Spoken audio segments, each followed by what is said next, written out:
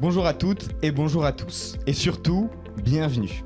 On se retrouve ici, à Paris, au siège de l'AEFE, l'Agence pour l'enseignement français à l'étranger, pour la 11e édition du concours d'éloquence ambassadeur-ambassadrice en herbe.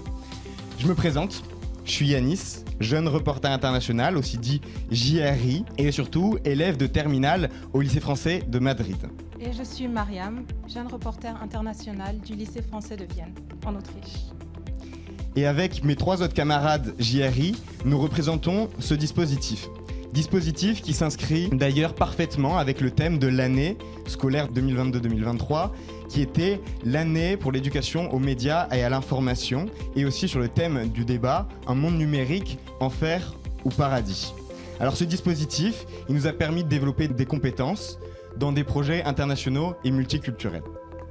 Alors ce projet phare de l'AEFE, il a rassemblé au total 148 établissements venus de 64 pays. Il est porté donc depuis 11 ans et il permet aux élèves de débattre et de traiter de sujets divers et citoyens, tous tournés sur des thèmes d'actualité.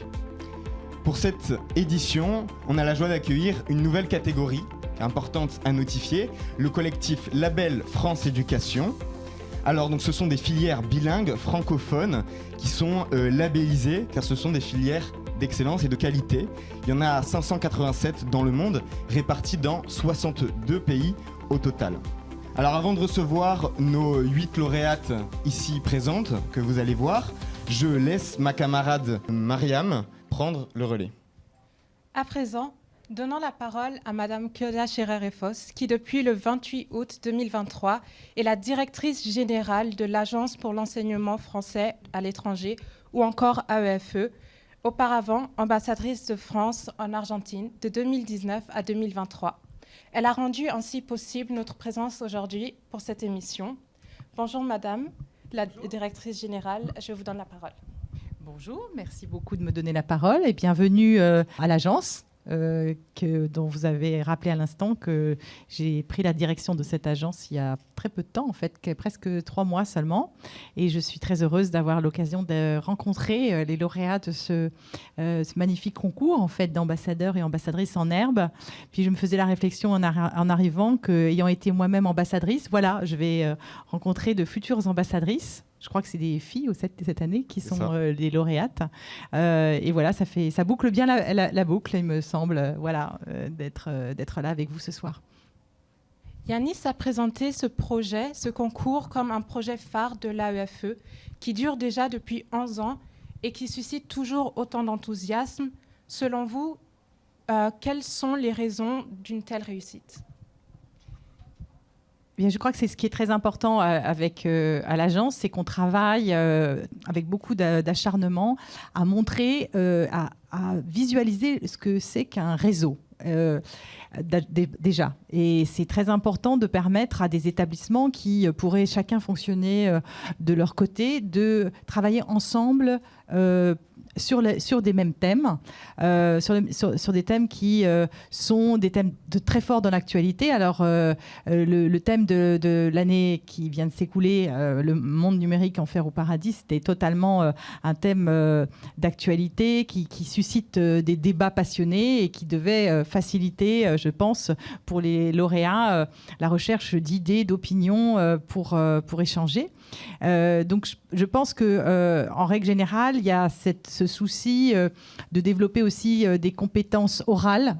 C'est quelque chose qui est très important dans le cadre des études, qui est quelque chose, vous disiez, c'est la 11e édition, donc je sens qu'en fait, dans l'éducation, il y a cette importance de l'oral, elle a été grandissante, en fait, hein, et aujourd'hui, c'était pas le cas. Moi, quand j'ai été moi-même élève, on était toujours dans l'écrit, on commençait à développer des compétences orales seulement au niveau de l'éducation supérieure et encore pas toujours, c'était toujours très écrit.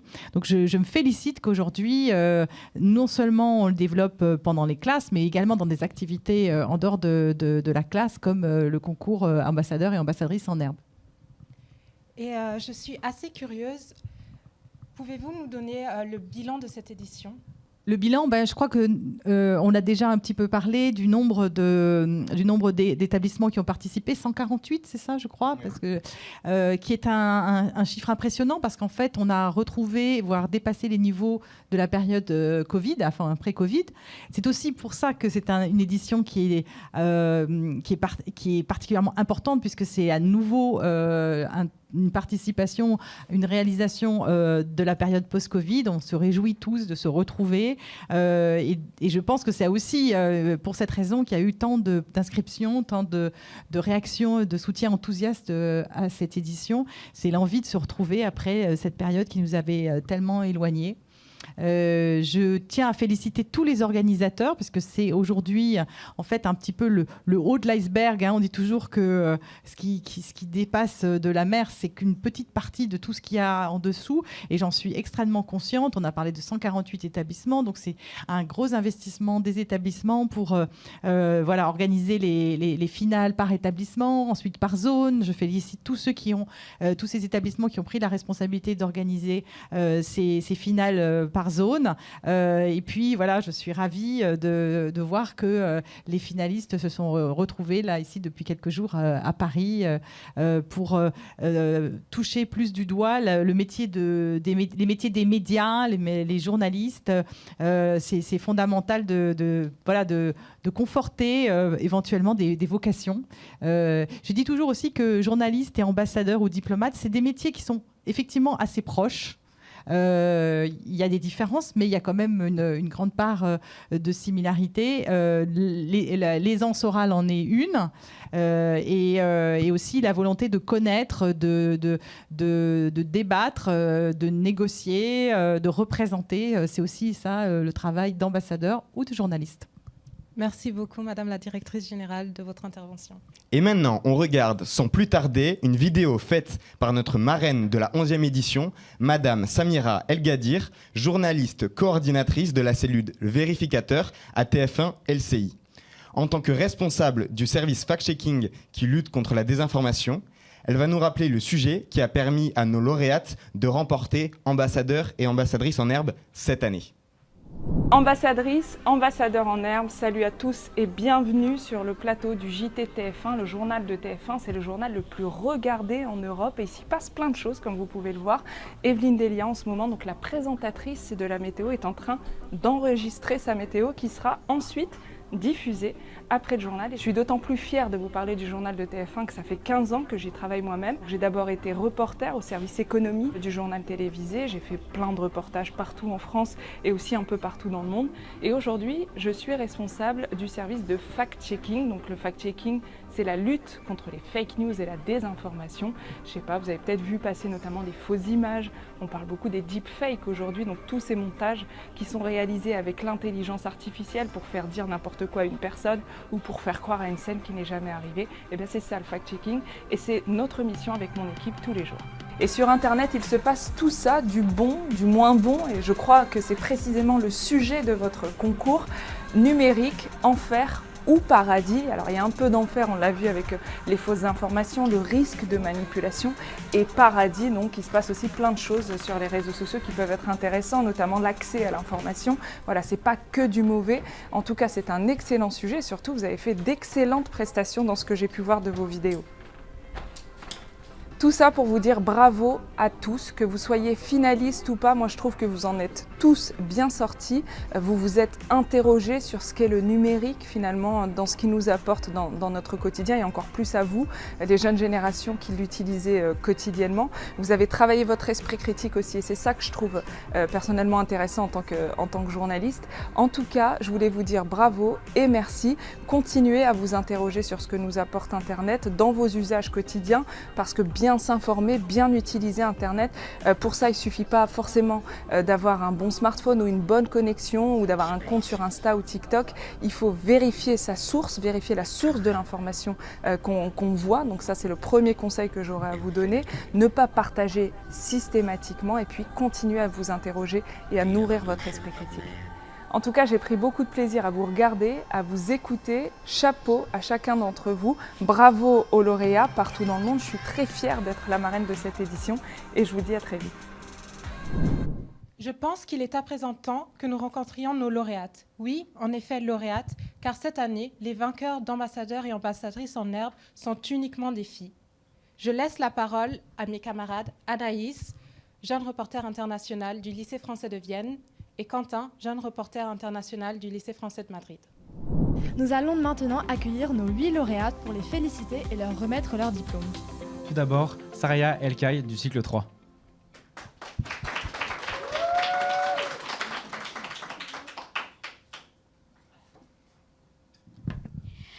مرحبا اسمي ساريا القاعي أنا لبنانية عمري 10 سنوات وأنا في الغران lycée franco-libanais de Beyrouth.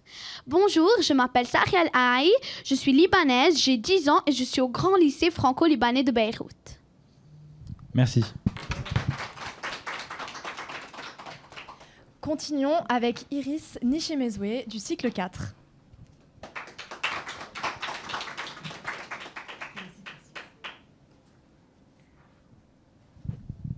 Ngaramutse nitwa Nishimezwe Iris ndi mu Burundi kadi mfite imyaka 15 naratsinze ambassadrice en herbe muri classe ya 3e muri école française Nelson Mandela i Bujumbura mu Burundi. Bonjour à tous, je m'appelle Iris Nishimezwe, je suis burundaise, j'ai 15 ans et j'ai gagné ambassadrice en herbe en classe de 3e à l'école française Nelson Mandela de Bujumbura au Burundi. Merci. Bravo. Et maintenant, Pauline Legal de la catégorie lycée.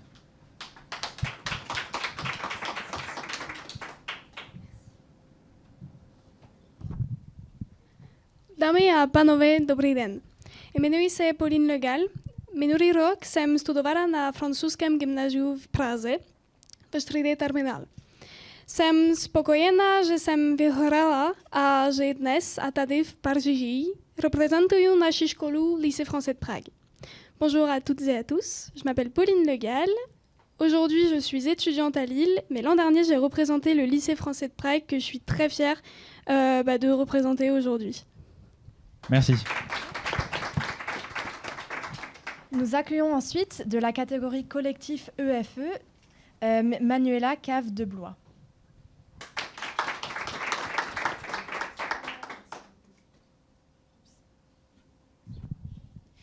Hola a todos y a todas, me llamo Manuela Cave, tengo 16 años y soy alumna del Liceo Francés de Madrid, Espagne.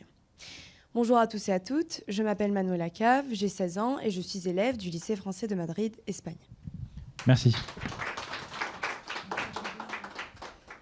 Et maintenant, Anna Chavoni, également du collectif EFE.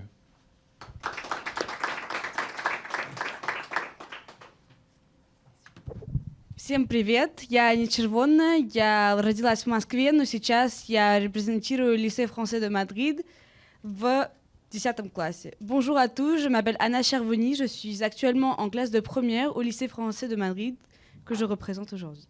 Merci. Merci. Passons ensuite à notre toute nouvelle addition cette année pour le concours ambassadeur et ambassadrice en herbe, donc le collectif Label France Éducation.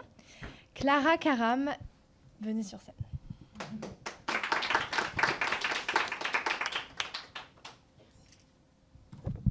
مرحبا أنا اسمي كلارا كرم لبنانية الأصل أعيش في الدوحة في قطر وأدرس في المدرسة اللبنانية في قطر.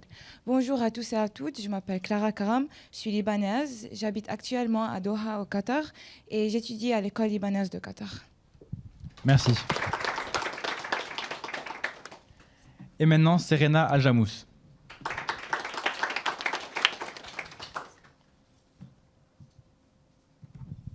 مرحبا اسمي سيرينا الجاموس أنا طالبة في المدرسة اللبنانية في قطر وأعيش حاليا في دوحة أنا في الصف الثانوي الثاني إذا عمري 16 سنة. Bonjour, je m'appelle Serena Aljamous, je suis étudiante à l'école libanaise au Qatar en classe première et alors j'ai 16 ans, je vis actuellement à Doha. Merci. Merci. Et pour finir, nous accueillons Cynthia Khalil.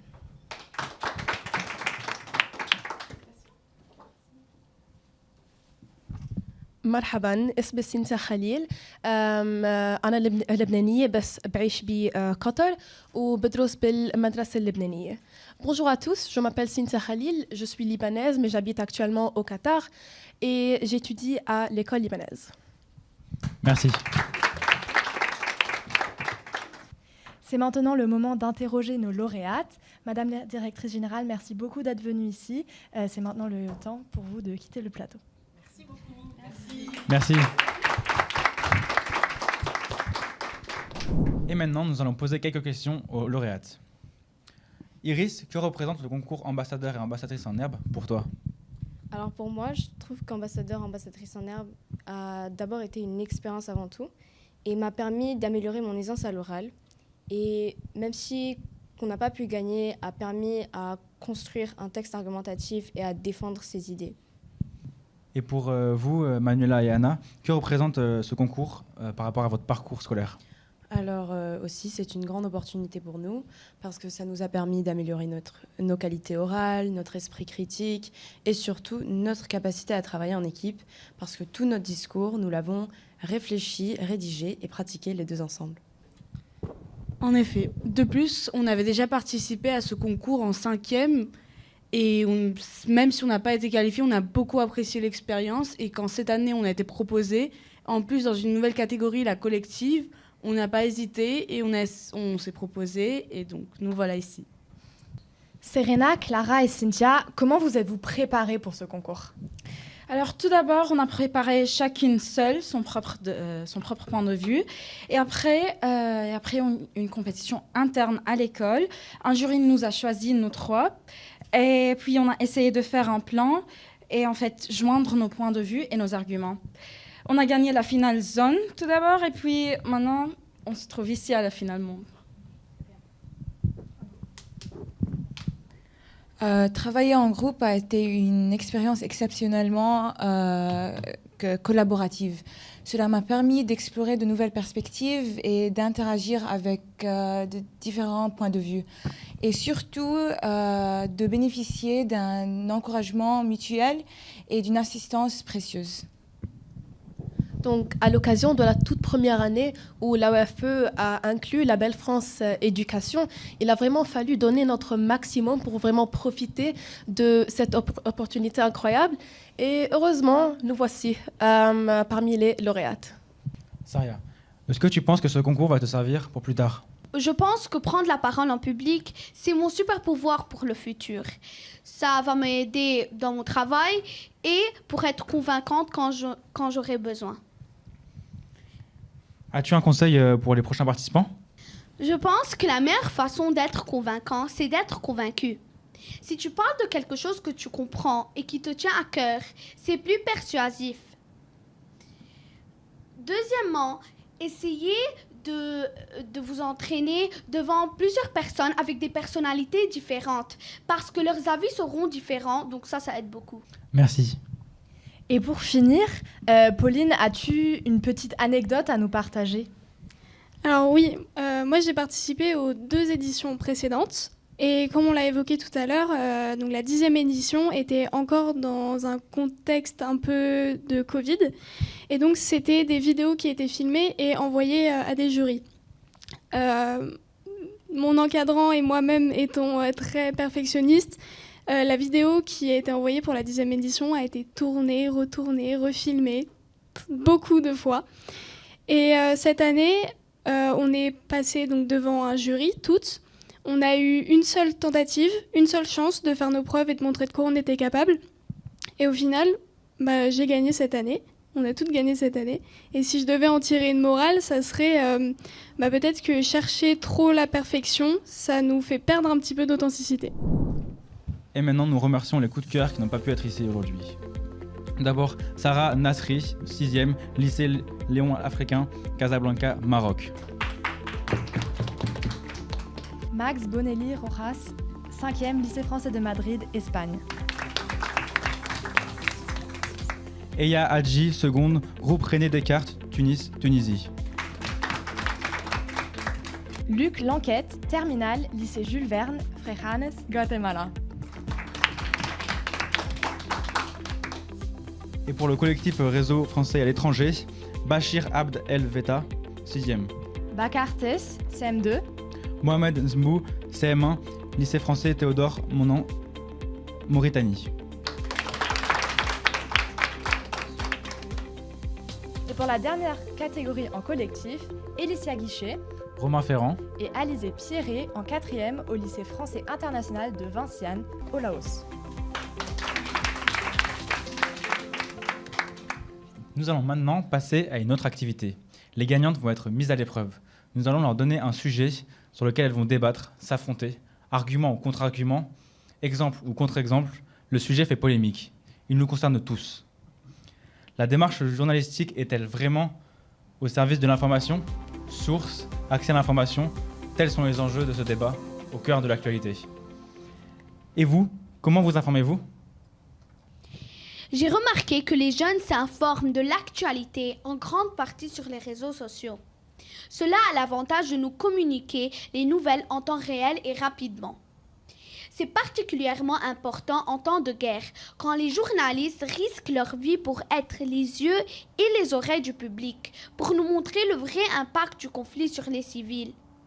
Par exemple, la journaliste libanaise de l'AFP, Christina Assi, a été blessée et le journaliste libanais de Reuters, Aissam Abdallah, a perdu sa vie ce 13 octobre en couvrant le conflit au sud du Liban. Mais le risque des fake news qui visent à tromper le public est très grand sur les réseaux sociaux parce qu'il n'y a pas de contrôle et que certains journalistes glissent vers le sensationnel. En effet, moi, par exemple, je lis beaucoup de nouvelles sur les réseaux sociaux et je n'arrive jamais à distinguer celles qui sont vraies de celles qui sont fausses. Par exemple, avec tous les conflits actuels, il y a plein d'images, de vidéos des années passées qui sont réutilisées. Ou encore avec ce qu'a dit Madame El Gadir dans la vidéo que vous nous avez montrée avant sur le deepfake, c'est-à-dire les enregistrements modifiés grâce à l'intelligence artificielle. Et oui, c'est vrai, tu as raison. Aujourd'hui, avec les réseaux sociaux, on a l'accès à énormément d'informations, de photos, de vidéos. Et parfois, on ne sait pas forcément d'où elles viennent, qui c'est qui les a postées. Mais on peut faire l'effort de vérifier les sources. C'est aussi quelque chose qui est possible grâce à Internet. Alors, comment on peut faire ? Déjà, examiner d'où ça provient, si c'est un média fiable qui poste l'information ou non. De le comparer aussi avec d'autres médias. On peut vérifier les chiffres, analyser avec un esprit critique toujours. Et enfin, il existe des sites de vérification qui nous permettent de savoir si l'information est fiable, est vérifiée ou non. Et aujourd'hui, on peut tous faire l'effort de vérifier une information avant de la communiquer aux autres. Oui, mais alors ainsi, on peut dire que tout l'intérêt du journalisme est, on peut dire que perdu. Vu que, en soi, le journalisme consistait à nous informer de l'actualité en nous donnant l'option de lire rapidement un article et être informé sur ce qui se passe. Mais maintenant qu'on doit être tout le temps averti et tout le temps en train de penser si ce qu'on lit est vrai ou pas, si c'est des fake news, si c'est des images actuelles, en soi, ça rend toute l'information beaucoup plus compliquée. Et donc, ça pourrait décourager beaucoup de personnes et beaucoup de jeunes de s'informer en ce moment, vu que déjà, s'informer, c'est lire des articles, qui est un peu dur pour la génération d'aujourd'hui. Et déjà que c'est pas quelque chose d'agréable à faire, en plus, si on doit checker tous les faits qu'on lit, ça pourrait vraiment décourager beaucoup de personnes. Oui, en effet, je comprends votre contrainte sur le fait de devoir vérifier toutes les informations.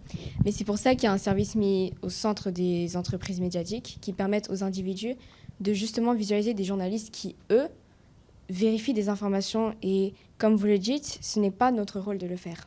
Et c'est justement pourquoi France 24 ou d'autres plateformes, en fait, prennent le temps de proposer des émissions de quelques minutes pour justement, en fait, vérifier et diminuer le nombre de fausses informations, comme Info ou Intox sur France 24.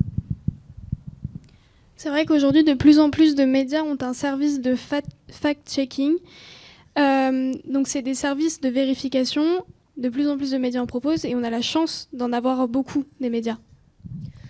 Vous parlez de la pluralité, Pauline, mais il y a beau avoir plusieurs médias en France, aux États-Unis par exemple, mais à quoi sert cette pluralité des médias quand il y a les mêmes patrons milliardaires, donc les mêmes personnes comme par exemple Vincent Bolloré qui a Canal+, CNews, le journal du dimanche.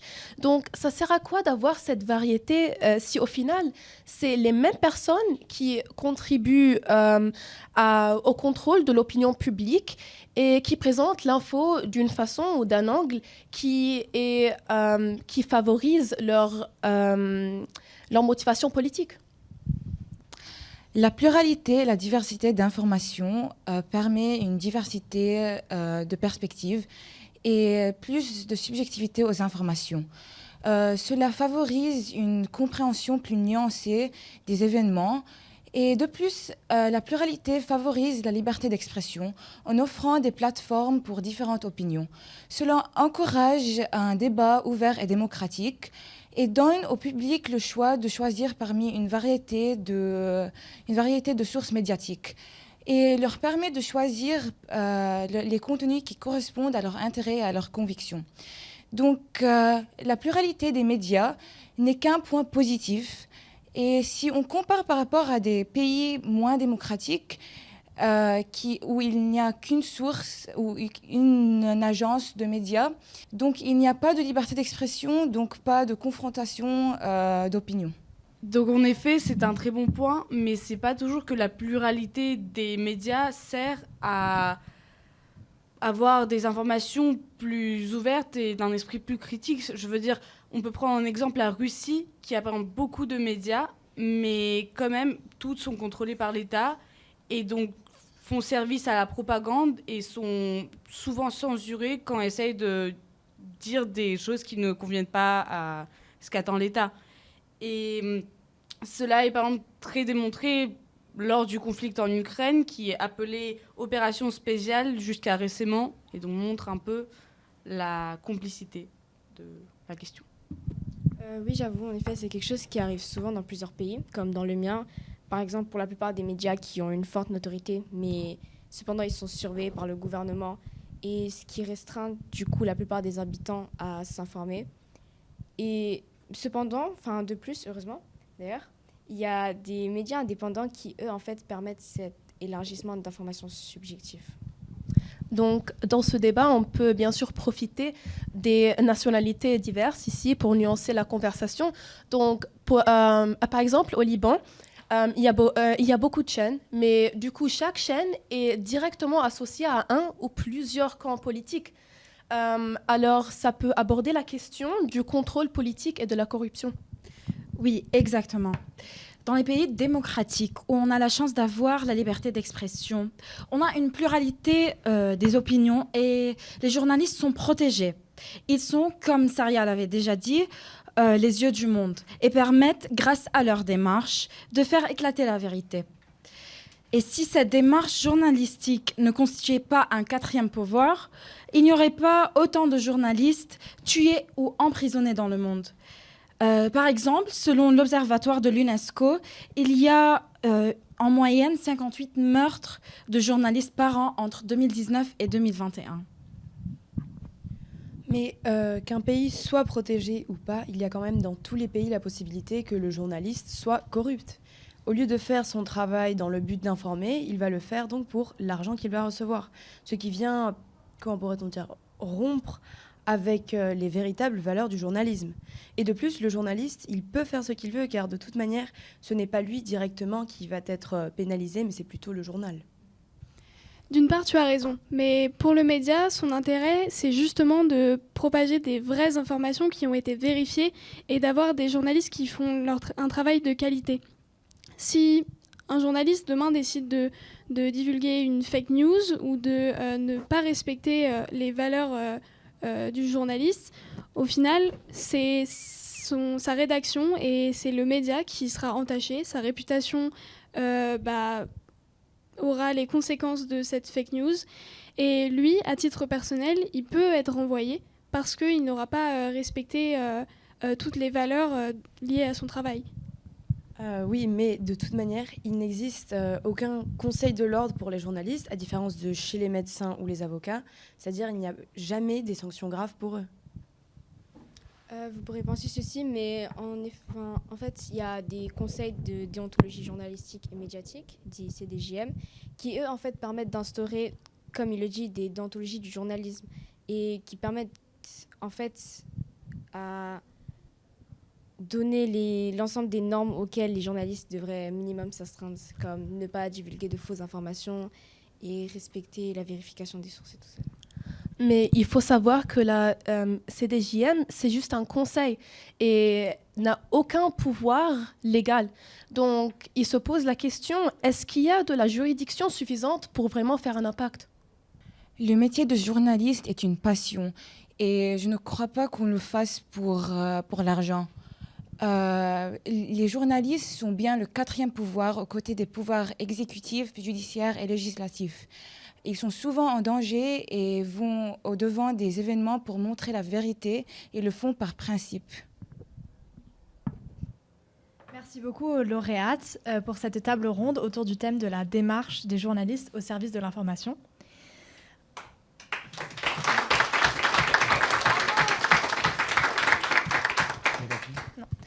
En effet, en tant que futurs adultes, il est important de développer son esprit critique pour appréhender et comprendre le monde afin de devenir des citoyens et citoyennes éclairés. On a beaucoup parlé des élèves dans ce concours oratoire, mais on aimerait aussi parler de nos professeurs, parce que seraient ambassadeurs, ambassadrices en herbe sans ces équipes pédagogiques avec ces merveilleux professeurs, sans ces CPE, mais aussi ces chefs d'établissement qui ont mené et soutenu ce projet depuis le début en y consacrant de longues heures. Avant de vous donner la parole, à toutes et à tous, on aimerait, au nom des élèves des lycées français du monde, vous remercier chaleureusement.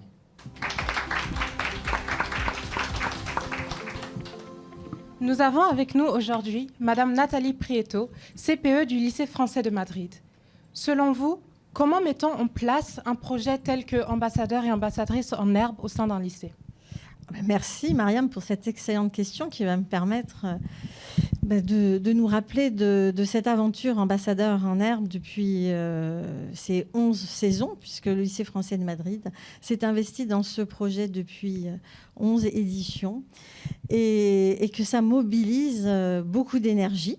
C'est déjà ça, la force, d'avoir le soutien de la direction de l'établissement et un enthousiasme des équipes, des différentes équipes de l'établissement. Donc les équipes d'enseignants, bien sûr, les documentalistes, les services de communication, le directeur de primaire. Et ce projet qui est fédérateur, eh bien, nous permet de nous réunir autour de valeurs très fortes. Donc, bien sûr qu'il y a le travail en équipe.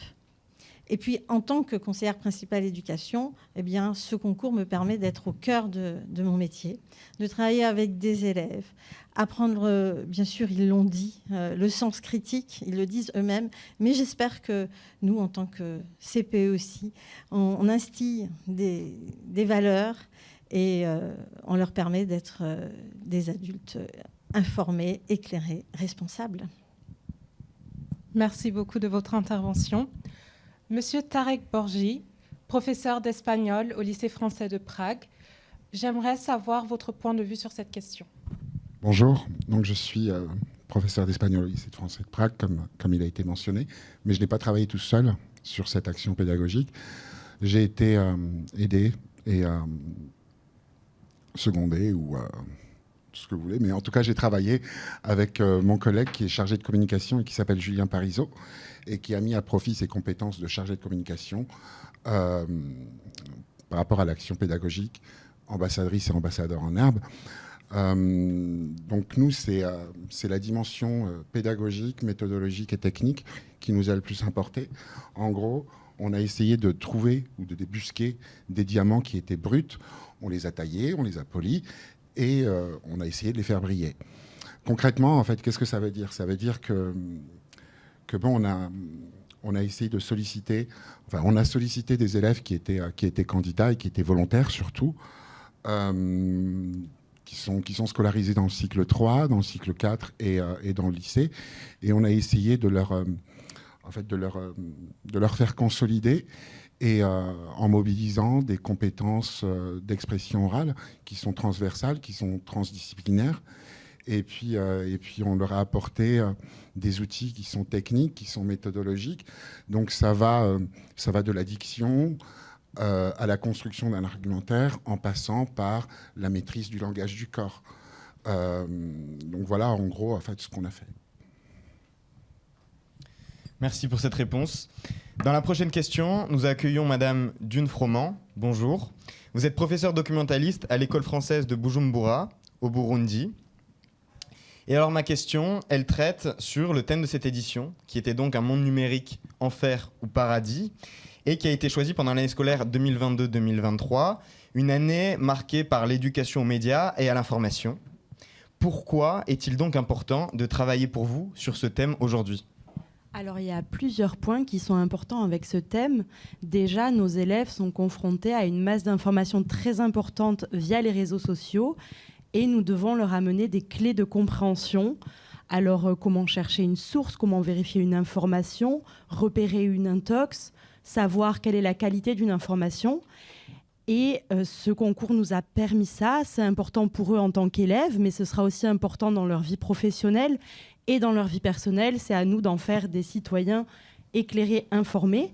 Ensuite, ce thème-là nous a permis un travail transversal avec le prof d'histoire géo et d'éducation morale et civique qui traite du rapport à l'information, mais aussi une professeure d'anglais qui, elle, étudie le monde contemporain avec ses élèves, et bien sûr moi, en tant que professeur documentaliste, qui suis engagée dans l'éducation média avec des cours d'émis et un club média. Enfin, d'avoir participé à ce concours d'éloquence, ça a permis aux élèves de développer un point de vue personnel en rapport avec leur expérience du monde numérique et de l'information. Ça leur a permis d'utiliser vraiment des exemples de leur vie et de développer des points précis en rapport avec leur rapport aux réseaux sociaux, leur rapport au smartphone et à l'information. Merci beaucoup donc de votre réponse. Je me tourne à présent vers Madame Nathalie Tironi, professeure de langue à l'école libanaise du Qatar, une école labellisée. Vous participez pour la première fois à ce concours. Que représentent ambassadeurs et ambassadrices en herbe pour vous ? Oui, alors en tant qu'école labellisée, ce concours représente une opportunité unique pour nos élèves. Il leur offre la possibilité de démontrer leur maîtrise du français en tant que langue étrangère et de partager leurs perspectives uniques issues de leur contexte culturel spécifique. Puis on voit bien que ce concours, de toute façon, transcende les frontières linguistiques en créant un espace où des élèves peuvent non seulement améliorer leur langue, mais aussi partager leurs idées, exprimer des opinions, confronter des cultures différentes et qui ont finalement en commun la langue française. En ouvrant des portes à un échange interculturel et à une compréhension mutuelle.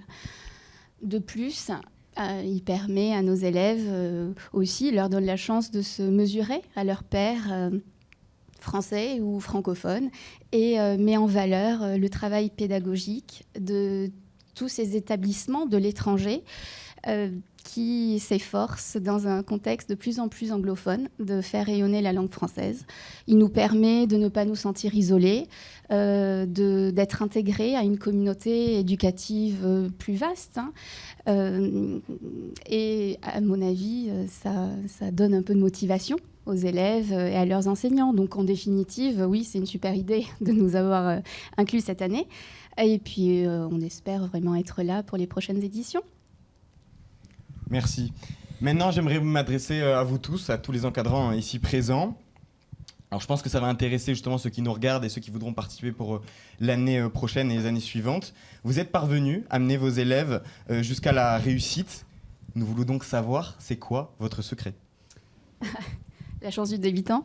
Non, je pense pas vraiment, en tout cas pas pour l'instant, qu'on ait un secret, qu'on ait vraiment un secret. C'est la première fois qu'on participe à ce concours, donc je suis plutôt curieuse de voir ce que les collègues qui ont un peu plus d'ancienneté ont à dire à ce sujet. Notre secret Donc nous, c'est la recherche du facteur X, enfin du X-factor, ou du Q-factor. Mais en gros, enfin, ça veut dire quoi? Ça veut dire que bon, on a des élèves et on recherche ce qu'ils ont d'unique. Les élèves qui sont brillants, les meilleurs élèves ne nous intéressent pas spécialement.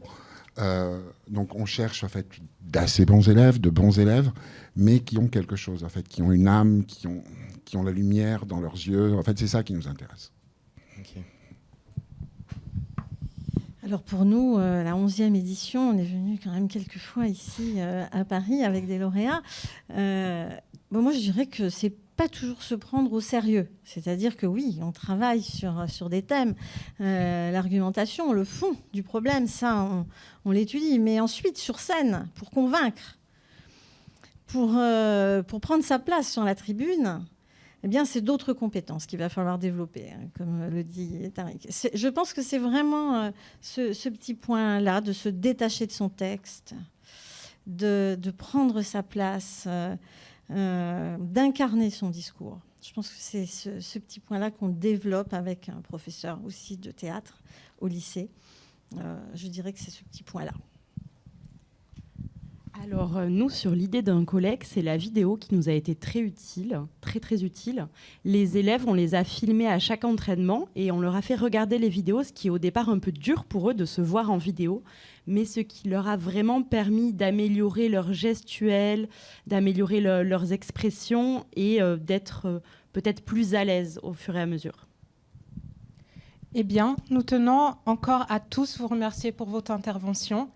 Et nous laissons à présent la parole à Quentin, qui clôture cette émission. Maintenant, Saria va nous rappeler le sujet de la 12e édition.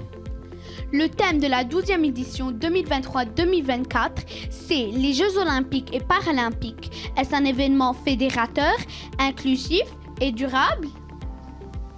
Merci. C'est ainsi que nous clôturons cet événement. Pendant ça, je vais demander aux lauréates de venir sur scène. Et je voudrais remercier avant tout la directrice générale de l'AEFE, ainsi que les lauréats pour avoir fourni une aussi belle prestation, et les équipes intervenantes et la régie.